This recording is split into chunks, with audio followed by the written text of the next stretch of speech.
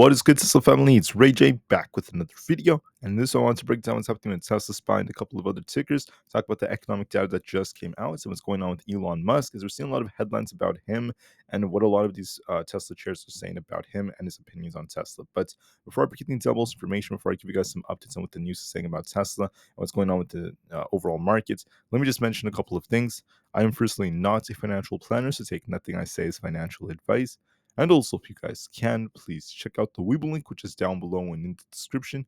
If you sign up for Webull and deposit $500, you're guaranteed 20 free stocks. And the offer is very soon, just a couple of weeks. Anyways, for Tesla, we did pop all the way up to this 180 area yesterday before getting a little rejection after the unemployment data came in. Once again, a little bit hotter than expected. And as a result of this, Tesla is still range bound. It's still stuck between this range right over here. So we'll be watching to see how things kind of progress from here. The overall market's also kind of dipping a little bit in the pre-market, exactly as we predicted yesterday amidst this data release. So we'll just have to see how things go from here. So I'm going to talk more about the market just in a couple of minutes, but I first want to talk about some data and such. So as a reminder, we had the unemployment rate at 4%, a little bit above expectations. This is showing more of a softening than expected. Also, non-farm payrolls is above expectations, showing another shift. The labor force participation rate was as expected, and besides that, governmental payrolls were decent. Everything else was so-so, but I just want to say that right now the unemployment rate is going up, and it is actually a little bit above what the consensus and forecasts happen to be. So the market's reaction was a little bit negative. We saw the market kind of dip a bit. This is once again showing some more weakness in the economy. Could this be pointing towards a recession? It's 100% possible and very probable, but right now, the different data metrics are not really pointing in the direction that we're officially in one, at least based off the data we use. So once again, doesn't guarantee anything. I just want to say that for now, there is a softening of our labor markets, and the market has dipped a bit, and there's a risk of us dipping a little lower before anything else. Now for SPY, don't forget the max pain is at 529, and we have a 1.92 puts to call ratio over 556,000 of these puts, and close to about 300,000 of the calls expiring. So that's something else that's worth noting. Now, for Tesla, I saw something that didn't really make too much sense. Some Tesla shareholders are saying that diverting Nvidia chips is a further proof that Elon Musk doesn't deserve a multi-billion-dollar pay package. Well, that doesn't really make that much sense to me because Elon Musk said on X that he delayed a shipment of thousands of Nvidia chips for Tesla. He actually kind of had to reposition them due to the fact that Tesla had an issue. And for him to get criticism for it doesn't really make that much sense. And let me show you exactly why. Musk mentioned this right over here. The news was saying, and this is actually old news. This came out a few days ago. This is already clarified, and yet I'm seeing headlines coming out like right now about this, which just shows how biased things are and how not up to date a lot of these opinions could be. So a couple of days ago, the news was saying that Elon Musk ordered Nvidia to ship thousands of AI chips reserved for Tesla to X and XAI. He was getting all this criticism, but Musk clarified that Tesla had no place to send the Nvidia chips to turn them on, so they would just have to sit in a warehouse. The southern extension of the Giga Texas is almost complete. It's going to house 50,000 H100s for the FSD training. So he's clarifying this. That they didn't have a place to power them, so they had to do this. They didn't really have much of a choice, and yet these shareholders are saying that him doing this just shows he doesn't deserve the multi-billion-dollar package, despite the fact that they're still working on the extension for the Giga Texas to house another 50,000 of the chips. So it doesn't make that much sense to me, that argument. Obviously, it's very important that we say what we have to say, but many shareholders seem to be very petty, and they're coming up with different excuses to kind of push their narrative that Musk does not deserve it and this and that. Other former Tesla board members are saying that they won't vote on it, this and that. I already made my claim about this, my arguments for Elon Musk. I think that he should get paid right now, because if they don't do it, forging another pay package could cost another $25 billion, as I showed you guys in the articles and data yesterday. So why go through the waste again? Why spend another $25 billion for another pay package and go through all that work all over again when we could just get it done with? This was already approved for Elon Musk in the past.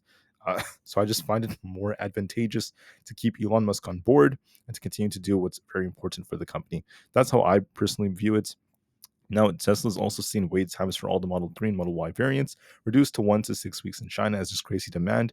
Overall, that is something that's worth noting. We are also seeing a little bit of an increase in demand for Teslas as we're approaching the summertime. There's been a little shift right over here that's getting a lot of exposure. And then Tesla also upgraded its in-car navigation software in China. There's now a lane level guidance, which is going to be very helpful for others out there. So the software update system is going to be very useful with lots of new display features. This is going to be very useful for other things as well. So, very, very awesome stuff. It's going to make driving a lot more easier when you have these lane related mapping services. It didn't really specify the provider yet, but it's going to be helpful. And on top of this, Tesla's getting more and more data on a daily basis to develop the technology that's necessary for FSD over there. Anyways, that is it for the news involving Tesla. And as you guys know, the unemployment rate was a little bit hot. Market's kind of dipping a bit. So I think that Tesla is going to most likely be stuck within this range. We have support at 173. We have resistance at 180. We've been going back and forth, back and forth, back and forth, back and forth, for many, many weeks. And there is a risk of it dipping all the way back down to the 173 area. And we'll have to see if we hold support. If we lose 173, we will turn back to bearish. We could come down to fill this gap. If not, we're just going to likely be range bound. And I think there's a very good chance Tesla will do that for now. But things could shift next week once we have the shareholder meeting. SPY did dip all the way down to the support we had marked. I did call out the SPY might dip a little bit if you guys look at my previous video. And we're at support right now, so we'll just have to see how well we hold around this 531.5 area. If we lose that or close below that, SPY could turn more bearish. There's going to be a risk of it dipping all the way down to the 530 area or even lower than that. If we hold support and try to rebound, we're going to be looking for a pushback up to about 534. As of right now, we're holding the support where the trend line is. So it might try to ride this trend line and go a little higher. If we break this, we will turn back to bearish and start tipping back down to 531. So watch this. We might try to rebound when we open and see if we lose this trend line. If we lose this, SPY will dip lower. But as of right now, that's what we're riding. So if you zoom out like this, you guys can see this white trend line. This is what SPY is trying to hold. So we will see if we get a bounce upon open and see if we lose this trend line or not. Might rebound a bit before we continue, then see if we get a rejection or not by the end of the day. For Nvda, I just want to call out that Nvda is dipping a bit. We're currently testing 1180. If we lose this support, well, actually, it's specifically at 1178 to 1180, same thing. If we lose that area, we'll be dipping down to fill this gap around 1165. And I think that there's a risk Nvidia could tip just a little bit approaching that. Now, with the whole stock split and such, we're not really there yet. I'm not really focused on that. But for now, I just want to say that the short term does favor a little bit of a dip. For the QQQ, we are dipping exactly as predicted. We came down to about 461, 460 area. If we lose 460, we'll be dipping all the way down towards 457. And if we hold this support, we could be trying to rebound towards 462.5 and higher levels. But there is a risk of us dipping a little bit lower into the lower 460s if this continues, especially with Nvidia dipping. There is a risk of that, so just keep that in the back of your mind. Apple's also dipping down. We happen to have this gap. So we have 193.5 as support. If we were to lose that, please remember that we also have this gap at 192 that's going to get filled. If we lose 193.5, if we bounce off this, watch 195. In my personal opinion, Apple's starting to downtrend a bit. Might rebound upon open retest the 194s before another potential rejection and continuation lower, at least temporarily. And we could always bounce later on anyways. Just a few more. I'm going to be very, very, very quick with this. Amazon's pushed all the way up to 185, actually 186, so it did go a little higher. Now it's starting to reject a bit. Going to be looking for a retest of this resistance, so I'll look for a dip all the way down to 184, 183 to 184, this zone right here, then possibly a bounce again. So we'll watch and see if Amazon dips to the 184s and tries to rebound temporarily up to 185, and may start to see some chop.